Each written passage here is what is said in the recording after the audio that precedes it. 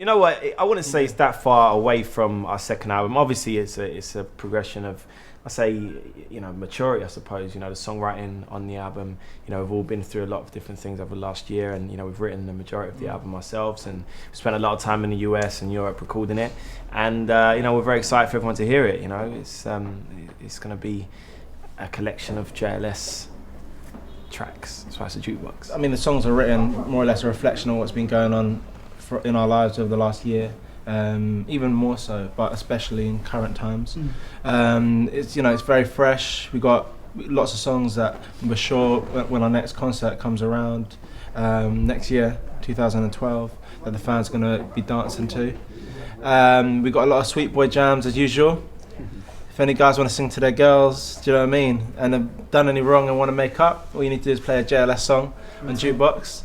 And I'm sure there's going to be lots of songs that you're going to enjoy as well. As always, when it gets to this time of year, the debate goes on for about a month, where everyone just randomly, you could be sitting there just quietly like this, and everyone just goes, red sauce. And it's just like, whatever, anything comes out, and it's just ridiculous. We'll all just shout stuff out, whatever comes into our head.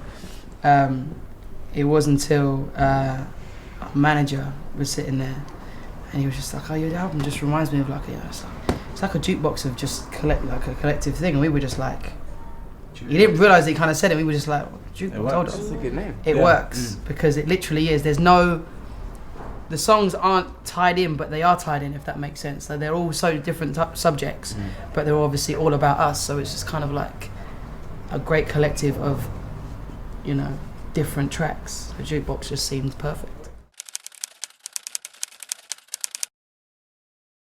Everything we do in JLS, we get very hands-on. It comes from our writing, our records, to the tour, and creativity is so important for an artist, because you know what you want, especially when you know what you want. And for us, we've been together 4 years, so we know what we want better than anybody else. We wrote, I think, everything but one track on the last album, everything but 3 tracks on the album before. Two tracks on the album before, and we just wanted to continue in the same sort of vein. And as Marvin said, we got in the studio all around the world. Went into Europe, and we did like a boot camp in Copenhagen, which is cool, and just worked with some producers that we worked with before on the last 2 albums, and it was cool, And the best thing about this is that it's just got a JLS feel about it, and I think by now we've established our sound, and we kind of wanted to give something that was like our playlist of the last year.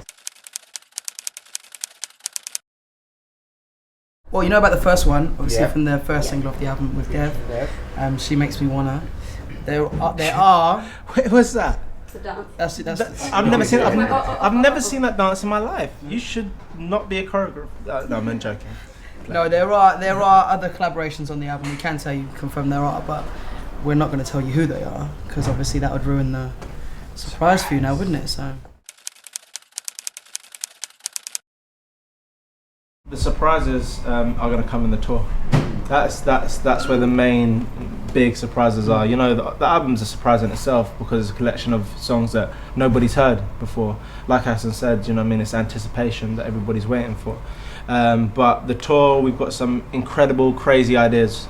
And I don't know if you went to the last one, Out of This World, but if you went there, it's pretty mental with the flying car and all sorts of stuff. But this one, we decided, we're not going to try and better that one. We're just going to try and do something a little bit different, and with a unique theme. All I can say is like Matrix. It's like some Matrix meets some sort of superhero movie, something like that. But it's going to be crazy.